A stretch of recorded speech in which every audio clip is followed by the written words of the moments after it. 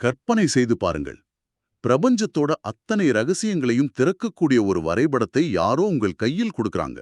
ம் நீங்களும் ரொம்ப ஆவலோட அதை திறந்து பார்க்கிறீர்கள். ஆனா அதுல கோடுகள் இல்ல, திசைகள் இல்ல, எந்த ஒரு ஊரின் பேரும் இல்லை. வெறும் ஒரு வெற்றுத்தாள் மாதிரி இருக்குமோ? அதுதான் இல்ல. வெறும் 16 சிறிய வரிகள் மட்டுமே அங்க இருக்கு.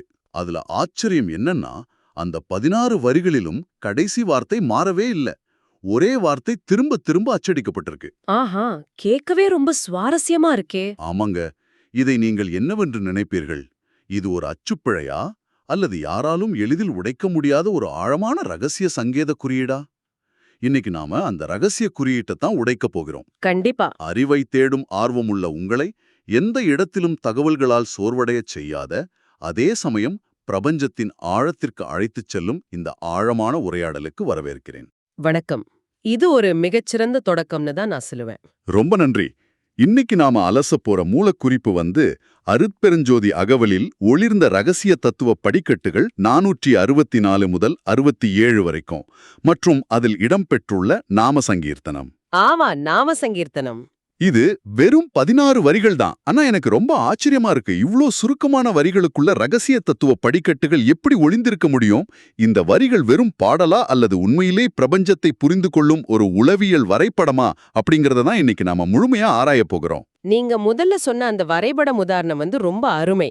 ஏன்னா இந்த 16 வரிகளை மேலோட்டமா பார்த்தோம்னா, இது வெளிப்பார்வைக்கு ஒரு எளிய பிரார்த்தனை போலவோ அல்லது திரும்ப திரும்ப உச்சரிக்கப்படும் ஒரு மந்திரம் போலவோ மட்டுமே தோணலாம். ஆமா, எனக்கும் ஆரம்பத்துல அப்படிதான் தோணுச்சு. ஆனா உண்மையில இதனுள் மிக நுட்பமாக வடிவமைக்கப்பட்ட ஒரு உளவியல் மற்றும் பிரபஞ்சவியல் கட்டமைப்பு இருக்கு. ஒவ்வொரு வரியும், அதாவது ஒவ்வொரு வார்த்தையும் மனிதரின் அறிவை ஒரு குறிப்பிட்ட தளத்திலிருந்து மற்றொரு தளத்திற்கு நகர்த்தும் ஒரு வாகனமா செயல்படுது. ஓ, ஒரு வாகனம் மாதிரி. ஆமாங்க. இது வெறும் வார்த்தைகளின் குவியல் அல்ல. இது உணர்வு நிலைகளின் பரிணாம வளர்ச்சி. சரி, இத கொஞ்சம் விரிவா பாப்போம். இந்த 16 வரிகளையும் நான் ரொம்ப கவனமா படிச்சு பார்த்தேன். முதல் வரியிலிருந்து கடைசி வரி வர ஒவ்வொரு வரியின் முடிவிலும் அருட்பெருஞ்சோதி அப்படிங்கிற வார்த்தை மட்டும் மாறாம அப்படியே ஒலிக்குது. முன்னால் வரும் வார்த்தைகள் மாறுகின்றன, அவற்றின் அர்த்தங்கள் முற்றிலும் மாறுகின்றன. ஆனா இந்த அருட்பெருஞ்சோதி என்ற முற்றுப்புள்ளி மட்டும் மாறவே இல்லை. அதுதான் இதோட மையமே. இது எனக்கு எப்படி இருக்குன்னா, ஒரு பாடல்ல தொடர்ந்து ஒலிக்கும் பேஸ் லைன் அல்லது நமது உடலின் இதய துடிப்பு போல இருக்கு. நம் வாழ்வில் உணர்ச்சிகள் மாறலாம், நாம் இருக்கும் இடம் மாறலாம், ஆனா நமது அடிப்படை நாதமான இதய துடிப்பு எப்படி மாறாமல் இருக்கிறதோ அது போல இருக்கிறதே. என்ன ஒரு அற்புதமான ஒப்பீடு! இங்கே ஆச்சரியப்பட வைக்கும் விஷயம் என்னவென்றால், அந்த மாறாத தன்மைதான் இந்த நாம சங்கீர்த்தனம் என்பதன் அடிப்படை நோக்கமே. ஓ, அப்படியா? ஆமா, நாம சங்கீர்த்தனம் அப்படிங்கிறது வெறும் உதடுகள் உச்சரிக்கும் ஓசை அல்ல. அது மனதை குவிய செய்யும் ஒரு மிகச் சிறந்த கருவி. அதாவது ஒரு ஃபோக்கஸ் பண்றதுக்கான டூல் மாதிரி சொல்றீங்களா? சரியா சொன்னீங்க. மனித மனம் இயல்பாகவே அலைப்பாயும் தன்மை கொண்டது இல்லையா? அது கடந்த காலத்தின் நினைவுகளிலும் எதிர்காலத்தின் கற்பனைகளிலும் சதா சஞ்சரித்துக் கொண்டே இருக்கும். இப்படி சிதறி கிடக்கும் மனதை எப்படி ஒருமுகப்படுத்துவது? அதுக்கு ஒரு நங்கூரம் தேவைப்படுது இல்லையா? சரியாக பிடித்தீர்கள். ஒரு ஆங்கர் மாதிரி. இந்த 16 வரிகள்ல முன்னால் வரும் வார்த்தைகள் மனித மனதின் வெவ்வேறு பரிமாணங்களையும் தேடல்களையும் குறிக்குது. ஆனா அவை ஒவ்வொன்றும் அருட்பெருஞ்சோதி என்ற மாறாத பெரு வெளிச்சத்தை நோக்கியே சென்று முடிகிறது. ஓஹோ. மனம் எவ்வளவு தூரம் அலைபாய்ந்தாலும் சரி, ஒவ்வொரு வரியின் முடிவிலும் அந்த மாபெரும் ஒளியை நோக்கி அது இழுத்து வரப்படுது. அந்த ஒளியை நோக்கி மனதை நிலைநிறுத்தவே இந்த திரும்ப திரும்ப வரும் அமைப்பு பயன்படுத்தப்பட்டிருக்கு. இது ரொம்ப தெளிவா புரியுது. முற்றுப்புள்ளி அருட்பெருஞ்சோதியாக இருந்தாலும் அதற்கான தொடக்க புள்ளிகள் எப்படி மாறுகின்றன என்பதை நாம கவனிக்கணும். கண்டிப்பா கவனிக்கணும். குறிப்பா முதல் 8 வரிகளை நான் வாசித்து பார்த்தேன். பரங்கோள் சிற் பரமே, பரஞ்செய்தற் பரமே, தரங்கோள் பொற்பரமே, தனிப்பெரும் பரமே, வரம்பரா பரமே, வனம்பரா பரமே, பரம்பரா பரமே, பதம்பரா பரமே. ரொம்ப ஆழமான வரிகள். இப்போ எனக்கு ஒரு சந்தேகம். இத வாசிக்கும்போது கேட்க ஒரே மாதிரி எதுகை முனையுடன் இருக்கு. ஒருவேளை இவை வெறும் ஓசைக்காக, நம்ம ஆங்கிலத்துல சொல்லுவோமே டங் ட்விஸ்டர் என்று, அதுபோல உச்சரிப்பு சுவாரஸ்யத்தைக்காக எழுதப்பட்ட வார்த்தைகளா? இதை ஒரு பரந்த கண்ணோட்டத்துல பார்த்தீங்கன்னா, இது வெறும் ஓசை நயத்திற்காகவோ அல்லது நாக்கை பழக்கப்படுத்தும் விளையாட்டுக்காகவோ எழுதப்பட்ட வார்த்தைகள் அல்ல என்பது உங்களுக்கு புரியும். அப்போ இதுக்குள்ள வேற ஏதோ இருக்கு. ஆமாங்க. இந்த முதல் 8 வரிகளிலும் மையமாக விளங்கும் வார்த்தை பரம். பரம் என்றால் உச்சநிலை அல்லது சுப்ரீம் என்று பொருள். உச்சநிலை சரி. இந்த பிரபஞ்சத்தின் உச்சநிலையானது எப்படிப்பட்ட பரிமாணங்களைக் கொண்டது அப்படிங்கறது தான் இந்த ஒவ்வொரு வரியும் தர்க்க ரீதியாக விளக்குகிறது. உதாரணமாக சிற்பரம் என்பதை எடுத்துக்கொள்வோம். சித் என்றால் அறிவு அல்லது உணர்வு நிலை. ஆங்கிலத்துல கான்ஷியஸ்னஸ்னு சொல்வோம். கான்ஷியஸ்னஸ். பிரபஞ்சத்தின் தொடக்க நிலை என்பது ஒரு தூய அறிவு நிலை. அங்கிருந்து அடுத்த வரியான செய்தற் பரம் என்பதற்கு பயணிக்கிறது. ஒரு நிமிஷம், எனக்கு இங்கே ஒரு முரண்பாடு தோன்றுகிறது. சொல்லுங்கள். சித் என்பது தூய அறிவு என்கிறீர்கள். அது ஒரு முழுமையான அமைதியான நிலை இல்லையா? பிறகு ஏன் அது செய்தற்பரம் என்று ஒரு செயலா மாற வேண்டும்? அறிவாகவே இருந்துவிட்டு போகலாமே. இது மிகச் சிறந்த கேள்வி. அறிவு என்பது தன்னுள் ஒடுங்கி சும்மா இருப்பதில்ல, அதற்குள் ஒரு மிகப்பெரிய ஆற்றல் பொதிந்திருக்கிறது. ஓ. அறிவியல் ரீதியாகச் சொல்வதானால் பொட்டென்ஷியல் எனர்ஜி எப்படி கைனடிக் எனர்ஜியாக, அதாவது இயங்கு ஆற்றலாக மாறுகிறதோ அதுபோல தூய அறிவு தன்னை வெளிப்படுத்திக் கொள்ள ஒரு பிரபஞ்ச செயலாக விரிகிறது. ஆஹா, அருமை. சும்மா இருக்கும் அறிவு படைக்கும் செயலாக மாறும் அந்த புள்ளிதான் செய்தற்பரம். ஓ, அதாவது ஒரு விதைக்குள் இருக்கும் மரம் போல அறிவுக்குள் இருக்கும் செயல் வெடிக்கிறது. ரொம்ப அருமை. ஆமாம், அதேதான். சரி, அதன் பிறகு வரும் தரங்கொள் பொற்பரமே பற்றி எனக்கு விளக்குங்க. பொற்பரம் என்றால் தங்கம் என்றுதானே அர்த்தம். பிரபஞ்ச தத்துவத்தை பேசிக் கொண்டிருக்கும்போது திடீரென்று ஒரு உலோகத்தின் பெயரை ஏன் இங்கு கொண்டு வர வேண்டும்? இது தத்துவார்த்தமாக பின்னோக்கிச் செல்வது போல தோணலையா? நீங்கள் சொல்வது சரிதான். நாம இதை வெறும் பௌதீக செல்வமாக பார்த்தால் அது பின்னோக்கி செல்வது போலதான் தோன்றும். வேற எப்படி பார்க்கணும்? தங்கத்தின் வேதியியல் பண்பை சற்று சிந்தித்து பாருங்கள். தங்கம் துருப்பிடிக்குமா? இல்லை, துருப்பிடிக்காது. அது மண்ணில் புதைந்து கிடந்தாலும் தன் தன்மையை இழக்குமா? கண்டிப்பா இழக்காது. அதுதான் விஷயம். தங்கம் என்பது இங்கு எந்த காலத்திலும் எந்த சூழ்நிலையிலும் தன் தன்மை சற்றும் மாறாத கெட்டுப்போகாத ஒரு உன்னத நிலையை குறிக்கும் குறியீடு. ஓஹோ. பொற்பரம் என்பது பிரபஞ்சத்தின் அந்த மாசற்ற தூய்மையான சிதைக்க முடியாத உச்சநிலை. ஆஹா, இது மிக அருமையான விளக்கம். தங்கம் என்பது இங்கு ஒரு உலோகம் அல்ல, அது ஒரு குணாதிசயம். பரம்பரா பரமே, இவை மூன்றும் கிட்டத்தட்ட ஒரே மாதிரி ஒலிக்கின்றன. இவற்றுக்கிடையே என்ன வித்தியாசம் இருக்க முடியும்? ஓசை ஒன்றைப் போல இருந்தாலும் அவற்றின் ஆழம் முற்றிலும் வேறுபட்டது. ஒவ்வொன்றாக பார்ப்போம். சரி. வரம்பரா பரமே என்பது வரம்பு என்றால் எல்லை, வரம்பற்ற நிலை, அதாவது பவுண்டரிஸ் இல்லாத ஒரு விண்வெளிச் சூழல். எல்லையற்ற நிலை. சரி. இந்த அண்டம் எங்கு தொடங்குகிறது, எங்கு முடிகிறது என்று எந்த எல்லையையும் வகுக்க முடியாத நிலை அது. அடுத்ததாக வனம் பராபரமே. வனம் அல்லது வண்ணம். வண்ணம்னா நிறம் தானே?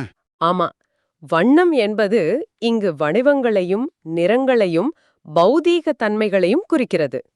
பிரபஞ்சத்தின் உச்சநிலை என்பது எந்த ஒரு குறிப்பிட்ட வடிவத்திற்குள்ளும் நிறத்திற்குள்ளும் அடங்காதது. சரி, எல்லைகள் இல்லை, அதுதான் வரம்பரா. வடிவங்கள் இல்லை, அது வனம்பரா. அப்படியென்றால் பரம்பரா பரமே என்பது எதை குறிக்கிறது? நாம வழக்கமா பரம்பரையாக என்று சொல்வோமே, அதுவா? அதேதான். பரம்பரை என்பது காலத்தின் தொடர்ச்சியை குறிக்கும் சொல். ஓ, காலமா? ஆமா, காலம் என்பது எங்காவது முறிந்து போகிறதா? இல்லை. பெருவெடிப்பில் தொடங்கி இன்று வரை எந்த தடங்களும் இல்லாத ஒரு தொடர்ச்சியாக காலம் பயணிக்கிறது. உண்மைதான். எந்த இடத்திலும் அறுபடாத அந்த தொடர்ச்சியான இருப்பைதான் பரம்பரா பரமே என்கிறது. இறுதியாக பதம்பரா பரமே என்பது நாம் வரையறுக்கக்கூடிய எந்த ஒரு நிலைக்கும் அப்பாற்பட்ட உச்சநிலை. அப்பா, எவ்வளவு பெரிய விஷயம்.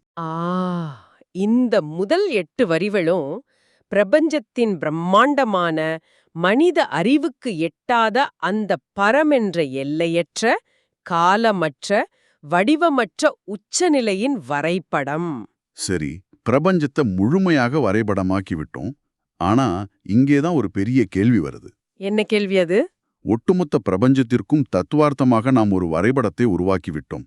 ஆனா அந்த வரைபடத்தில் நாம் எங்கே நிற்கிறோம் என்று தெரியாவிட்டால் அந்த வரைபடத்தால் என்ன பயன்? ரொம்ப பிரமாதமான கேள்வி. அந்த பிரம்மாண்டமான பரமை புரிந்து கொள்ள நாம என்ன செய்ய வேண்டும்? மிகச் சரியான கேள்வியை எழுப்பினீர்கள். இந்த கேள்வியில தான் கவிதையின் கட்டமைப்பு துல்லியமாக திசை மாறுகிறது. எப்படி? முதல் 8 வரிகள் அண்டத்தை பேசின. ஆனா அடுத்த 8 வரிகளை கவனித்தீர்களா? சத்தியபதமே, சத்வபதமே, நித்தியபதமே என்று பதம் என்ற வார்த்தைக்குள் நுழைகிறது. ஓ, பரம்லிருந்து பதம். ஆமா, அண்டத்தை புரிந்து கொள்ள முதலில் பிண்டத்தை, அதாவது மனிதனின் உள்நிலையை புரிந்து கொள்ள வேண்டும். இங்கேதான் விஷயம் ரொம்ப சுவாரஸ்யமாகிறது. முதல் 8 வரிகள் முழுவதுமே பரம் என்றால் அடுத்த 8 வரிகள் பதம் என்று முடிகிறது. ஆமா, இதை நான் இப்படி புரிந்து கொள்ளலாமா? பரம் என்பது நாம் அடைய வேண்டிய ஒரு மாபெரும் மலையின் உச்சி என்றால், பதம் என்பது நாம் அந்த உச்சியை அடைய நம் கால்களால் ஏறும் படிக்கட்டுகளா? மிகச் சிறப்பான ஒப்பீடு. பதம் என்பதற்கு நிலை அல்லது அடிச்சுவடு என்றுதான் பொருள். அடிச்சுவடு, சரி. அந்த பிரம்மாண்டமான மலையின் உச்சியை ஒரு மனிதன் அடைய வேண்டும் என்றால் அவன் தன் அகவுலகில் சில குறிப்பிட்ட உளவியல் மற்றும் ஆன்மீக நிலைகளை வரிசையாக கடந்தாக வேண்டும். இதுதான் நீங்கள் தொடக்கத்தில் கேட்ட அந்த ரகசிய தத்துவ படிக்கட்டுகள். அப்படியா? அந்த படிக்கட்டுகளை ஒவ்வொன்றாக நாம் ஏறி பார்ப்போமா? முதல் படி சத்திய பதமே. சத்தியம் என்றால் உண்மை. இது எனக்கு புரியுது. நாம் வெளியுலகிலும் சரி, நமக்குள்ளும் சரி, உண்மையாக இருப்பதிலிருந்துதான் எந்த ஒரு தேடலும் தொடங்க வேண்டும். ஆனா அதற்கு அடுத்தபடி சத்துவப்பதமே என்று வருகிறது. ஆமா, சத்துவம் என்றால் அமைதி அல்லது சமநிலை. ஒரு மனிதன் உண்மையாக இருப்பதால் எப்படி அவன் அமைதியான நிலையை அடைகிறான்? இதற்கான உளவியல் தொடர்பு என்ன? இதை இப்படி புரிந்து கொள்ளுங்கள். பொய் சொல்லும் ஒரு மனிதனின் மனதை நினைத்து பாருங்கள். அவன் எப்போதுமே ஒரு விதமான பதற்றத்தில்தான் இருப்பான். ஆனா மாட்டிக்கோமோங்கிற பயம் இருக்கும். தான் சொன்ன பொய்யை காப்பாற்ற அவனது மூளை தொடர்ந்து வேலை செய்து கொண்டே இருக்க வேண்டும். இது அவனுக்கு மிகப்பெரிய உளவியல் சுமையை உருவாக்குகிறது. காக்னிட்டிவ் லோட் என்று சொல்வோம். கரெக்ட். ஆனா சத்தியம் என்ற படியில் ஏறி நின்று எல்லாவற்றிலும் உண்மையாக மட்டுமே இருக்கும் ஒரு மனிதனுக்கு அந்த சுமையே இல்ல. மறைப்பதற்கு எதுவும் இல்லாததால் அவனது மனம் தானாகவே எந்தவித சலனமுமற்ற ஒரு ஆழ்ந்த அமைதியை அடைகிறது. ஓ, அந்த சமநிலைதான் சத்வபதம். உண்மை பேசினால் மூளைக்கு வேலை மிச்சம், அதனால் அமைதி கிடைக்கிறது என்பது எவ்வளவு தர்க்கரீதியான ஒரு விளக்கம். சரி, இப்போ மனம் அமைதியாகிவிட்டது. அடுத்தபடியான நித்திய பதமே என்பது என்ன? அமைதிக்கும் நித்தியத்திற்கும் என்ன தொடர்பு? நீங்கள் கொந்தளிக்கும் கடலில் ஒரு சிறிய படகில் தத்தளித்துக் கொண்டிருக்கிறீர்கள் என்று கற்பனை செய்து பாருங்கள். அப்போது உங்கள் சிந்தனை முழுவதும் உயிரை காப்பாற்றிக் கொள்வதில் மட்டுமே இருக்கும். அதுதான் சலனமுள்ள மனம். பயம் மட்டும்தான் இருக்கும். ஆனா கடல் முற்றிலும் அமைதியாகி விடுகிறது, அதாவது சத்துவம். இப்போது நீங்கள் என்ன செய்வீர்கள்? நிதானமா சுத்தி முத்தி பாப்பேன். ஆமா, நிதானமாக நிமிர்ந்து வானத்தை பார்ப்பீர்கள், நட்சத்திரங்களை கவனிப்பீர்கள், திசையை தேடுவீர்கள். அதே போலதான் மனம் சத்துவ நிலையை அடையும் போது அது தன்னை சுற்றியுள்ள உலகை கவனிக்கத் தொடங்குது. ஓ, அமைதிக்கு பிறகு ஒரு தெளிவு. இங்குள்ள எல்லாமே, உறவுகள், பொருட்கள், ஏன் நமது உடல் கூட தொடர்ந்து மாறிக்கொண்டே இருக்கிறதே என்பதை உணர்கிறது. எல்லாமே மாறுகிறது என்றால் மாறாத நிரந்தரமான, அதாவது நித்தியமான ஒன்று என்ன என்ற தேடல் பிறக்கிறது. அருமை. அந்த தேடலின் விளைவாக தனக்குள் இருக்கும் என்றும் நிலைத்திருக்கும் உண்மையை உணரும் நிலைதான் நித்தியபதம். கேட்கவே புல்லரிக்கிறது. கொந்தளிப்பு அடங்கிய பின்தான் நிரந்தரமானதை தேடும் பயணம் தொடங்குது. இந்த நித்தியத்தை உணர்ந்த பிறகு வருவதுதான் நிர்குண பதமே. நிர்குணம், குணங்கள் இல்லாதது என்று பொருள்படுமா? ஆம், இது ஒரு முக்கியமான கேள்வியை எழுப்புகிறது. குணங்கள் என்பது நம்முடைய அடையாளங்கள். இந்த உலகத்தில் நாம் எப்படி அறியப்படுகிறோம்? ஒரு கேரக்டர் மாதிரி. நான் நல்லவன், நான் அறிவாளி, நான் கோபக்காரன், நான் கருணையானவன் என்று நாம் பல குணங்களை சுமந்து கொண்டிருக்கிறோம் அல்லவா? ஆமா. ஆனா இதுல கெட்ட குணங்களை விடுவது சரி. நான் நல்லதை செய்ய வேண்டும் என்று நினைப்பது ஒரு நல்ல குணம்தானே? நல்ல குணங்களையும் நாம விட்டுவிட வேண்டும் என்பது நாம் வழக்கமாக நினைக்கும் வளர்ச்சிக்கு நேர்மாறாக இருக்கிறதே. இது எப்படி புரிந்து கொள்வது? இது ஒரு நல்ல சிந்தனை. எனக்கு இது எப்படி இருக்குன்னா, இரும்பால் செய்யப்பட்ட ஒரு கூண்டு நம்மை சிறைப்பிடிக்கிறது என்பது புரியுது. அதற்காக தங்கத்தால் செய்யப்பட்ட ஒரு கூண்டிற்குள் நாம் மாறினால் அதுவும் ஒரு சிறைதானே? நல்ல குணங்கள் என்பதும் ஒரு தங்கக்கூண்டு போலவா? அற்புதமான சிந்தனை. அதேதான், நீங்கள் சொன்ன தங்கக்கூண்டு உதாரணம் மிகச் சரியானது. அப்படியா? நான் ஒரு நல்லவன், நான் ஒரு அறிவாளி என்ற எண்ணம் கூட ஒரு விதமான அகங்காரம்தான். அது உங்களை ஒரு குறிப்பிட்ட எல்லைக்குள் சுருக்கிவிடுது. நிர்குண பதம் என்ற படியை தாண்டாமல் ஒருவரால் முழுமையான விடுதலையை அடையவே முடியாது. ஓஹோ. நிர்குணம் என்பது விருப்பு, வெறுப்பு, நல்லது, கெட்டது என அனைத்தையும் தாண்டி எந்த ஒரு முத்திரையும் இல்லாத, எந்த அடையாளமும் இல்லாத தூய சாட்சி நிலைக்கு மனம் செல்வதை குறிக்கிறது. அந்த தங்க கூண்டையும் உடைத்துக்கொண்டு வெளியேறுவதுதான் நிர்குணம்.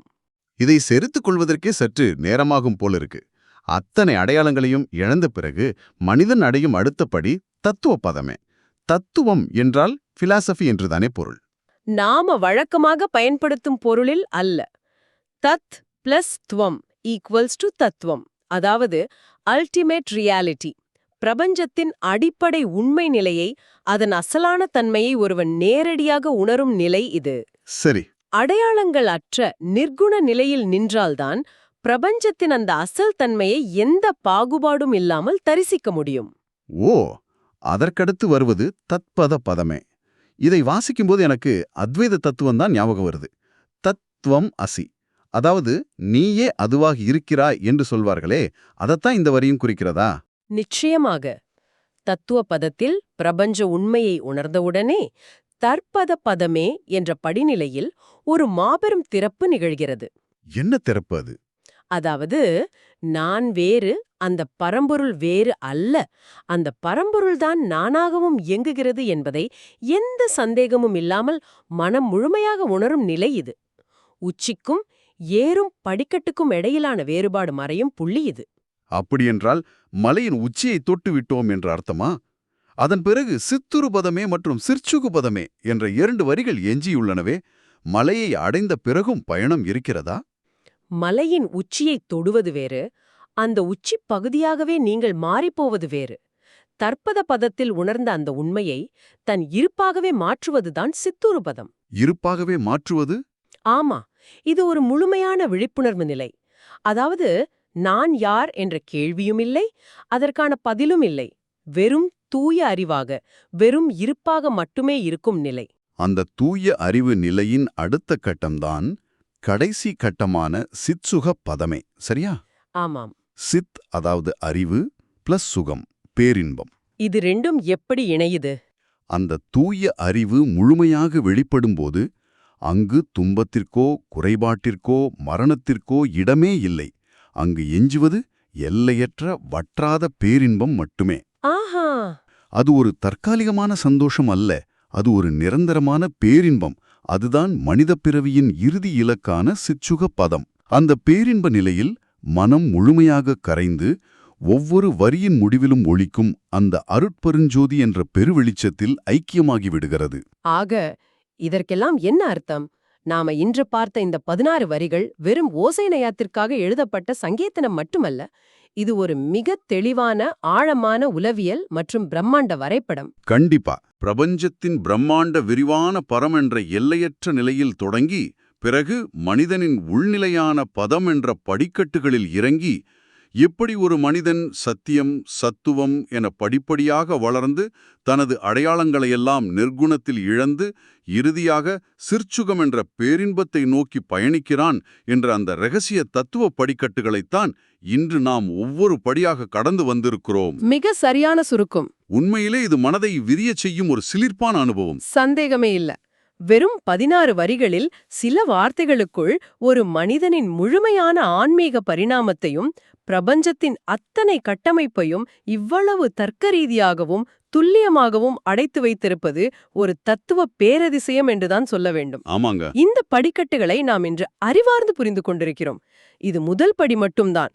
ஆனா அவற்றை நம் வாழ்வில் ஒவ்வொரு படியாக உணர்ந்து கடப்பதுதான் மனிதனின் உண்மையான பயணம். அந்த பயணத்தை தொடங்குவதற்கான ஒரு சிறந்த திறவுகோலாக இன்றைய இந்த ஆழமான உரையாடல் இருந்திருக்கும் என்று நம்புகிறேன். உங்களுடன் இதை விவாதித்தது எனக்கு பல புதிய திறப்புகளை தந்துள்ளது. எனக்கும் இது ஒரு அருமையான அனுபவமாக இருந்தது. இதை கேட்டுக்கொண்டிருக்கும் உங்களுக்கும் நான் ஒரு விஷயம் சொல்ல விரும்புகிறேன். நாம் இன்று பல படிகளைப் பற்றி பேசினோம். அதில் ஒரு குறிப்பிட்ட விஷயத்தை மட்டும் நீங்கள் நினைவில் வைத்துக் கொள்ள வேண்டும் என நான் விரும்புகிறேன்.